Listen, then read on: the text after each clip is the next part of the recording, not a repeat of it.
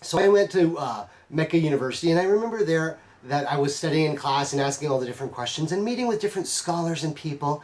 And then you're always looking for the truth, right? You're searching all over the world and trying to figure out all the existential questions of life. Are we alone? What is out there? Who are we? Why are we here? And that's what searching in life is all about, right?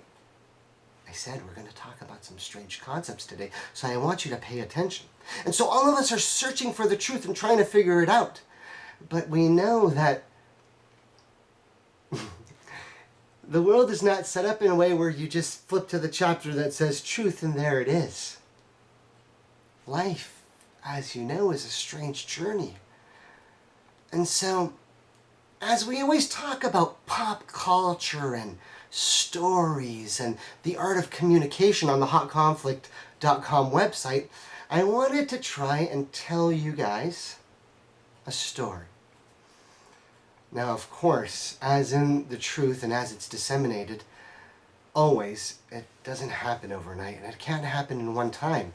And I remember, as I was going through my searches for the truth in all my travels through different lands, in Egypt, in Saudi Arabia, to the pyramids, to the Holy Kaaba, to the strange tribal areas between India and Pakistan and Kashmir, to Bosnia, where there's now found more pyramids, and all over the United States, traveling everywhere, searching for different things and learning and studying and learning the languages and the culture and the people and the communication. Of course, we're all searching for something. But I remember realizing now, as an adult in my 30s, when they tell you that, you know, you search sometimes as a young man and try to find the truth, but sometimes it doesn't come to you until you're older and you're wiser and you start to realize some of the things that your parents told you were correct. But we'll get to that further on in the story. I remember meeting the man who actually changed my life and thinking that he was nuts. Like I said, excuse me, brothers and sisters, if I start to shed a tear, because the truth, when you see it, it changes you so dramatically that when you look back, you can't believe that you used to think the way you used to think. I remember meeting the man who actually changed my life. The one man that I actually went searching for that I found was the guy that I thought was nuts and was trying to avoid. It's a strange way that life works, right? And you're supposed to be paying attention to the signs. But if you listen to how stories are told, you'll find that the story is always there, where the person searching for knowledge finds it in the way they're not expecting, or hears the story in a strange way that when they hear it, it sounds ludicrous or strange, like my disclaimer told you.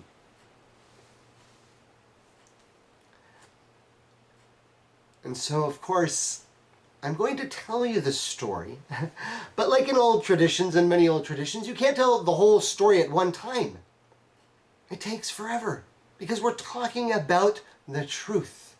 And the truth is something that somebody must grow into, and something that you can learn and listen and try to find, but only when God, the one and only God, the God that there is no other God, the God who made everyone on the world, you, me, and everybody else, and all the universe that now exists, the one true God.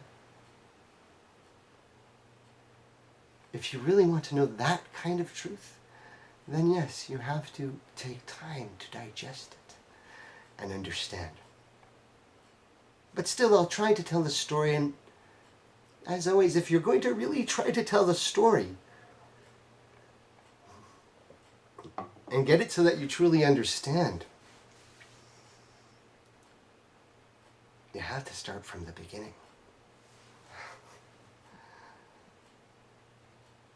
But that, in and of itself,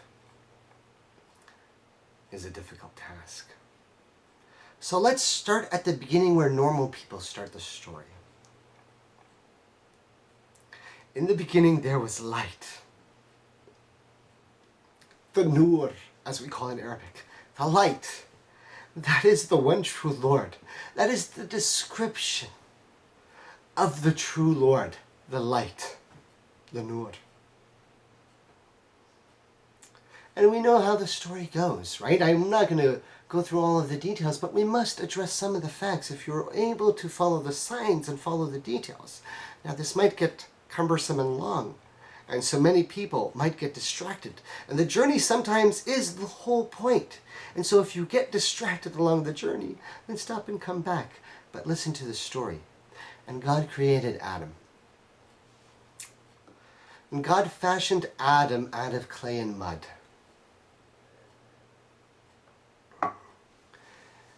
And God breathed the spirit of the soul, the life, into the body that he had formed. And according to Islam, biyadihi, right, with his own hand. Could be an important part of the story. But also breathed into him his life. Again, an amazing part of the story. This is some of the fundamental truth that everybody agrees, that understands the one true Lord.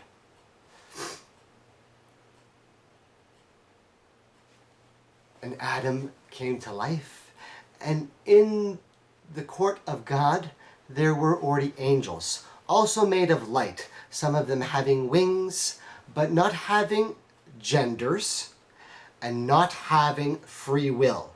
And this is a fundamental point in the story where there's some confusion. Angels do not have free will. Angels do not have free will. They are servants of the Lord, angels of the Lord. But they do not have free will. Fundamental point in the story, and you must understand this. The next point is very dramatic. Is that Adam finds out that there is another creation, other than angels and other than Allah the Most High. Allah the Most High, the term Allah meaning the God in Arabic, important point or fundamental that non-Muslims especially have to understand in this story. The term Allah in Arabic means the God, meaning the God with a capital G, as we say in English, because we don't have a better term. The same God that the Jews call, the same God of Moses, the same God of Abraham, the same God of all the prophets. And we'll get to that later, but the God, right? For example, Christians who live in the Middle East, who speak Arabic as their mother tongue and have their Bible in Arabic, the term for God in their Bible is Allah. So that's a common misconception in a Western audience, and this is an important part of the story.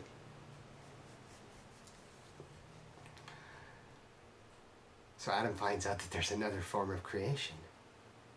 They are called the Jinn. Now, here's where we're going to get into the woo of the conversation in the story, and if you're willing to pay attention, then you'll understand what I'm talking about. The Jinn are described